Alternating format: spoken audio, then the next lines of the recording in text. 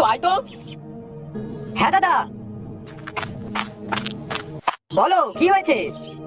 শোন ভাই, হোটেলের কিছু মাল ফুরিয়ে গেছে, সেগুলো একটু আনতে হবে। কি কি আনতে হবে বলো, আমি এক্ষুনি এনে দিচ্ছি। এই কাগজে সবকিছু লেখা আছে যা যা লাগবে। আচ্ছা ঠিক আছে।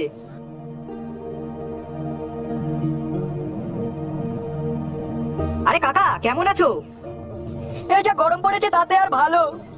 হ্যাঁ তা তো ঠিকই বলেছো কাকা। হ্যাঁ, তা বল কি কি লাগবে। লাগবে তো অনেক কিছু, দাদা তো বড় দেখে একটা লিস্ট ধরিয়ে দিল। কই দেখি লিস্টটা দে। এই নাও দেখো। ও বাবা, এ তো দেখছি অনেক কিছু। হ্যাঁ, হোটেলে মাল ফুরিয়ে গেছে, তাই জন্যই তো লাগবে। আচ্ছা দাঁড়া, এক এক করে দিচ্ছি। এই নে, সবকিছুই দিয়ে দিয়েছি। আচ্ছা কাকা, তা বলছি টাকা কত হলো? ওই তো সব মিলে ওই 1,500 টাকা। 1,500? হ্যাঁ, তা মালপত্রও তো কম না। আচ্ছা কাকা, এখন না হয় 1,000 টাকা রাখো, পরে আর 500 দিয়ে যাবো খনি। আচ্ছা ঠিক আছে।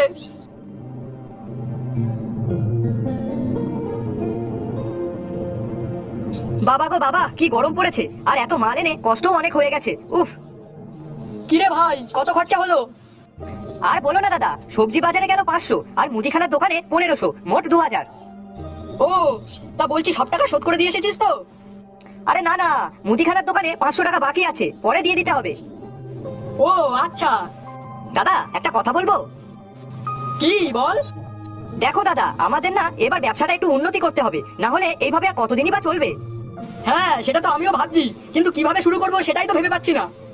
কিভাবে আবার? দেখো আমাদের হোটেলে এখন বেশ ভালোই নামডাক হয়েছে, অনেক জায়গা দিয়ে লোক খেতে আসে। হ্যাঁ সে তো আসে।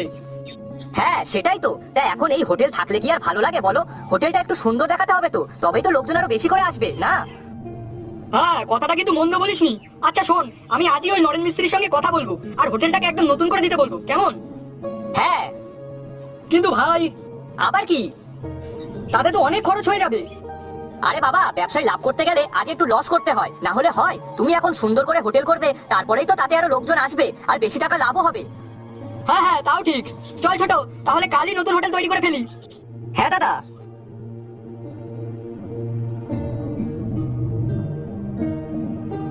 কি দাদা, কেমন লাগছে? কেমন আর লাগবে, ভালোই লাগছে। এবার শুধু আয়ের পালা, যা খরচ করার তা তো করা হয়ে গেছে, এবার শুধু টাকায় আর টাকা। হ্যাঁ ঠিক বলেছিস। তা নে, হোটেলের ভিতরে চ, লোকজন আসার আবার সময় হয়ে গেল। হ্যাঁ চলো, অনেক কাজ বাকি আছে তো, কিছু রান্নাও করতে হবে। হ্যাঁ হ্যাঁ, চল চল।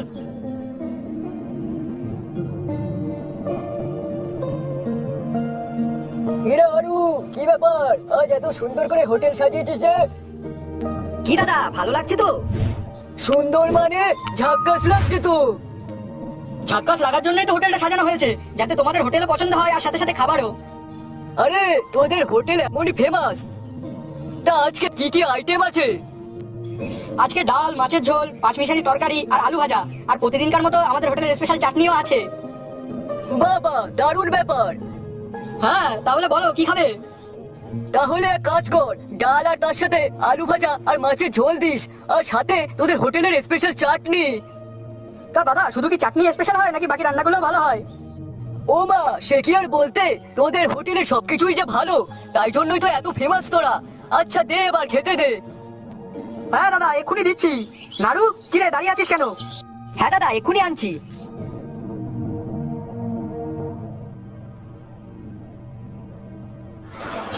আসুন আসুন, টমেটো নিয়ে যান, টাটকা টাটকা লাল রঙের টমেটো। কি কাকা, টমেটোর দাম কত? ওই তো মাত্র 30 টাকা কিলো। কি 30 টাকা? হ্যাঁ, টমেটোর দাম এখন অনেক, আর টমেটো গুলো তো দেখতে হবে একদম লাল টকটকে। কি রে দাদা, কি করবি, নিবি নাকি? অনেক দাম তো। দাঁড়াও দেখছি কি করা যায়।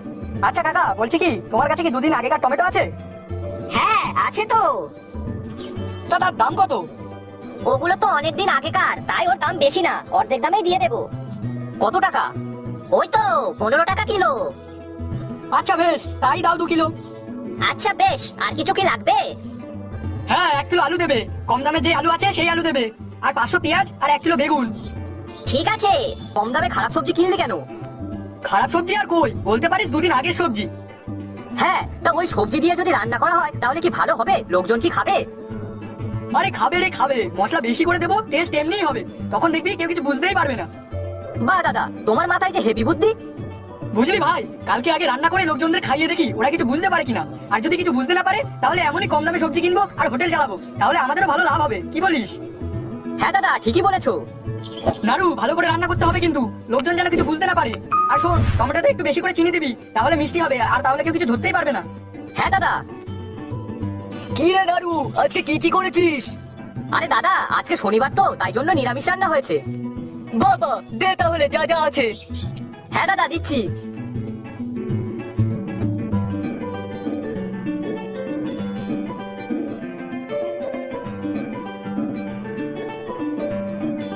কি ভাইয়া, আজ কি কি রান্না করেছো? ডাল, বেগুন ভাজা, সোয়াবিনের তরকারি আর টমেটো চাটনি। বাহ, তাহলে আজও বেশ ভালোই আইটেম আছে, আর রান্নার সেন্টটাও তো ভালোই বেরোচ্ছে। আচ্ছা, আপনি বসুন, আমি এনে দিচ্ছি। কি দাদা, রান্না কেমন হয়েছে? রান্নার কথা কি আর নতুন করে বলতে হয়? না, তাও আজ কেমন হয়েছে একটু শুনি। রান্নাটা আজও বেশ ভালোই হয়েছে। দাদা, আজ তো অনেক টাকা লাভ হয়েছে। হ্যাঁ রে ভাই, ঠিক বলেছিস। তাহলে কি বলিস, এবার থেকে এইভাবে হোটেল চালালে কেমন হয়? কম দামে সবজি মালপত্র কিনবো আর ভালো করে রান্না করে সেগুলো বেশি দামে লোকজনের কাছে বিক্রি করবো। হ্যাঁ দাদা, ঠিকই বলেছো, তাহলে তখন আমাদেরই লাভ হবে।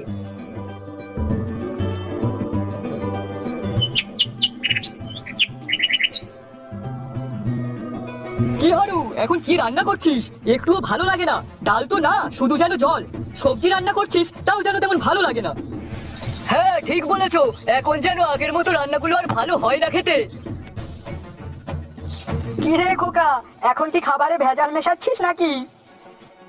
আরে দাদা, কি যে বলো না, তা হতে যাবে কেন?